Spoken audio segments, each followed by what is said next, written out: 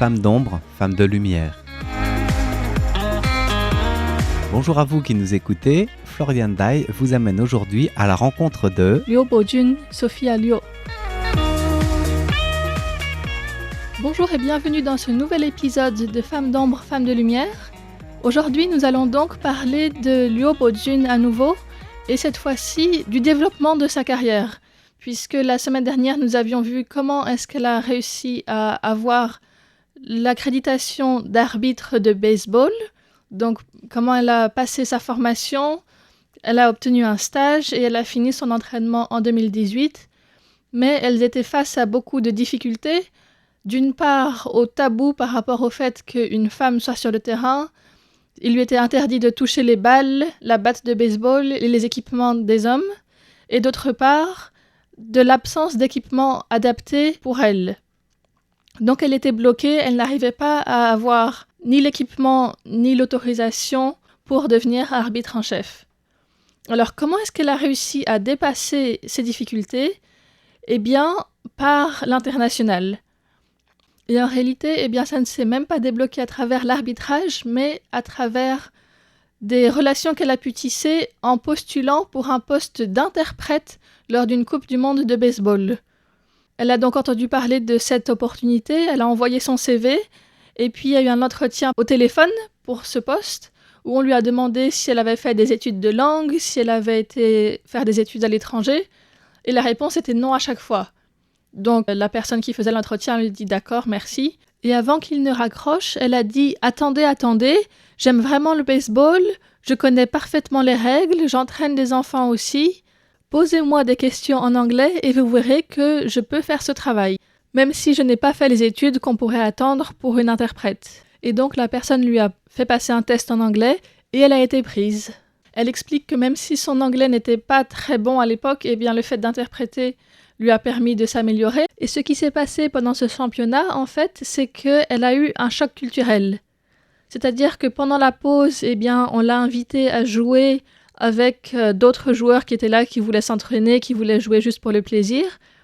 Et sa première réaction, c'était « mais j'ai pas de gants, j'ai pas de matériel ». Et donc, un homme lui a dit « mais je vais te prêter mes gants, c'est pas grave ». Et elle a dit « mais je vais les toucher ». Et il dit « mais alors ? Mais si jamais tu perds après ?» « Mais qu'est-ce que ça a à voir de quoi tu parles ?» Et c'est là qu'elle s'est rendue compte qu'elle avait intégré des tabous qui en fait n'ont pas lieu d'être.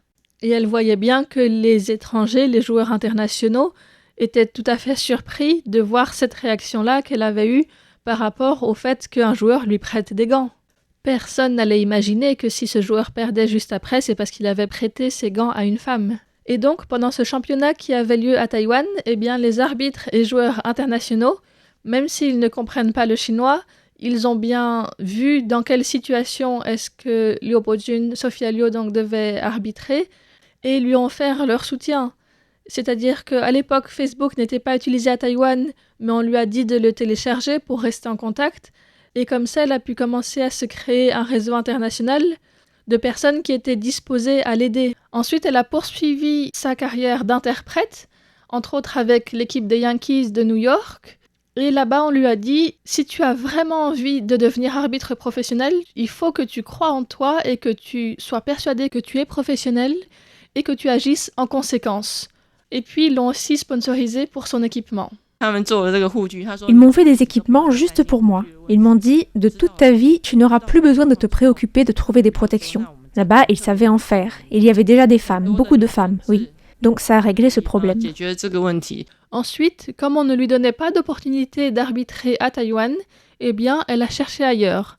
Elle a donc été à Hong Kong en 2009 pour un championnat féminin, où on l'a invitée pour un autre championnat national féminin en Australie pendant 3 semaines. Et on lui a suggéré là d'aller participer à l'entraînement professionnel de la Ligue majeure aux États-Unis. Quand elle est arrivée là-bas, l'équipe qui l'a accueillie était surprise de voir une femme, puisque c'est encore très rare. Sophia Liu a participé 3 fois à ce stage là-bas, et à chaque fois, c'était la seule femme. Mais il y avait des toilettes pour femmes. Et ça, c'était déjà une grande différence, parce qu'à Taïwan, il n'y en a pas. Du fait qu'il n'y ait pas de toilettes ni de vestiaire, elle devait porter des vêtements en plus, des vêtements près du corps. Sachant qu'à Taïwan, il fait très chaud en été et que c'est une chaleur humide, cela engendrait une série de problèmes pour elle. Donc des problèmes de peau, des maladies, des problèmes de rétention d'eau, puisque pour ne pas devoir aller aux toilettes, eh bien, elle ne buvait pas. Et dans ces circonstances-là, eh bien, ça lui posait des problèmes de santé. Et c'en est arrivé au point qu'elle dise qu'elle ne puisse pas arbitrer le lendemain parce qu'elle était malade à cause de ces problèmes d'absence de toilettes, en fait. Et donc, on lui a prêté un scooter pour pouvoir se rendre à des toilettes qui soient plus loin. Mais une pause en baseball, ça dure 4 minutes 30, donc il lui fallait courir, c'était vraiment pas facile. Elle raconte une fois où elle avait ses règles, et elle avait vraiment du mal à courir jusqu'aux toilettes, faire ce qu'elle avait à faire, et revenir en courant alors que tout le monde lui disait « Dépêche-toi, tout le monde t'attend ».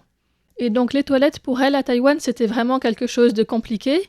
Et en fait, ce qui se passe, c'est qu'il y avait des toilettes qui étaient plus proches, mais qui étaient les toilettes de la direction, en tout cas des toilettes que ni elle, ni les joueurs, ni les autres arbitres n'étaient autorisés à utiliser, parce que sinon ça aurait été un privilège, disaient ces messieurs. Et en fait, il était hors de question pour eux de lui laisser utiliser des toilettes qui n'étaient pas pour elle, sous prétexte qu'elle était une femme. Et c'est pour ça que quand elle arrive aux États-Unis et qu'elle voit sur le terrain de baseball des toilettes pour femmes, eh bien elle était très surprise. Sa première réaction, c'est bien sûr la joie. Et sa deuxième, c'est tout de suite l'inquiétude, parce qu'elle dit « Mais comme ça, il n'y a pas la queue pour moi, j'ai des toilettes uniquement pour moi, est-ce que ça ne serait pas un privilège ? Est-ce que les hommes ne vont pas être jaloux de moi du fait que j'ai des toilettes juste pour moi ?» Et puis là, quelqu'un lui répondit « Mais enfin non, aller aux toilettes, c'est un droit, c'est pas un privilège. » Et donc, c'était aussi un peu un choc pour elle de réaliser qu'elle avait intégré la croyance que d'aller aux toilettes était un privilège, alors qu'en fait, avoir des toilettes à disposition suffisamment proches du terrain de baseball est un droit et pas un privilège. Et donc, à la fin de ce stage, elle a reçu des excuses de la part de l'organisation.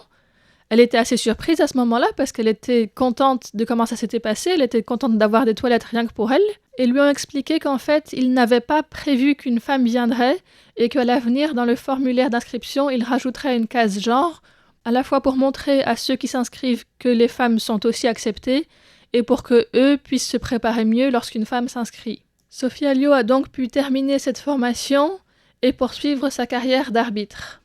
在担任 Fight for 主审的时候，很多人会质疑我说：“你真的可以吗？” Quand je me battais pour devenir arbitre en chef, beaucoup de gens doutaient de moi, me demandaient si j'en étais vraiment capable. Moi, j'y croyais, mais par exemple, une fois que j'ai été arbitre, on ne me laissait arbitrer que les matchs des enfants ou des femmes, jamais des hommes adultes. On me demandait si j'avais des compétences, du fait d'être une femme. On ne me pensait pas apte à arbitrer un match d'hommes. J'ai continué à m'entraîner, à me former aux États-Unis, et j'ai vu que oui, j'y arrivais. 我去美国受训，然后我发现可以，我做得到。 Et donc, une fois qu'elle a vraiment commencé à arbitrer, eh bien, elle a eu des retours parfois négatifs, mais aussi beaucoup de retours positifs. Et en faisant plus de recherches, j'ai trouvé le témoignage d'une femme arbitre de baseball aux États-Unis en 1906. Elle s'appelle Amanda Clément, et dans l'interview qui a été publiée dans The Pittsburgh Press, alors qu'elle était interrogée par rapport à des événements violents qui se passaient avec des arbitres aux États-Unis, elle dit, et donc je traduis, « Si les femmes arbitraient, rien de ceci ne se passerait. Croyez-vous qu'un seul joueur de baseball dans ce pays vienne voir une jolie fille et l'insulte copieusement comme nous l'avons vu avec ces hommes ? Eh bien en fait non, bien sûr, puisque les joueurs de baseball ne sont pas fondamentalement mauvais. En fait, dans mon expérience, eh bien ils sont plus galants que la moyenne. Et je ne crois pas que quiconque dans ce pays parlerait mal à une femme arbitre. » Voilà donc ce que disait Amanda Clément par rapport aux joueurs de baseball. Et lorsque j'ai demandé à Sophia Liu son impression par rapport à cette interview, voici sa réponse. 其实在我的经验上也是。 Dans mon expérience aussi, la majorité des joueurs et entraîneurs sont très amicaux. Je me souviens d'une fois où on était venu se disputer avec un arbitre et où il avait tenu des propos très durs contre moi parce que j'étais une femme, disant que ça abaissait le niveau du match d'avoir une femme sur le terrain. Et juste après ça, en arrivant sur le terrain, un joueur est venu me voir et m'a dit « Ne sois pas en colère, tu as gagné notre respect ». J'étais très émue, je me suis rendu compte qu'on m'observait, que si j'osais m'affirmer, en fait la plupart des gens voulaient bien m'aider. Je n'ai vraiment pas un travail facile, ils s'en rendent compte. Et de me voir persévérer ainsi, ils me respectent d'autant plus. 真的不是一件很轻松的工作，所以他们觉得我还可以这样坚持下来，其实他们反而是对我是更尊敬的。 Et puis il faut aussi dire qu'elle avait depuis le début un soutien total de la part de ses parents. Mes parents viennent voir les matchs, mais je leur demande de ne pas crier « Allez l'arbitre !» Je me rappelle très bien qu'une fois, un autre arbitre me traitait très mal. Il était extrêmement irrespectueux. Ma mère aussi était en colère et elle m'a crié de le frapper. Je lui ai répondu « Je n'ai pas le droit de faire ça ». Mais elle a insisté « Il te manque de respect comme ça, bats-toi !» J'ai dit que non, j'ai un entraînement de taekwondo, je risque de le blesser. Et elle a répondu « J'ai pas payé tous ces cours pour rien faire, vas-y, frappe-le !» Ainsi, Sophia Liu a reçu du soutien non seulement de ses parents, mais aussi de beaucoup de personnes différentes. Et grâce à ça, elle a pu devenir arbitre international à la Confédération mondiale de baseball et softball en 2017. Dans le prochain épisode, nous verrons comment est-ce qu'elle utilise cette influence pour aider plus de jeunes femmes dans le monde du sport.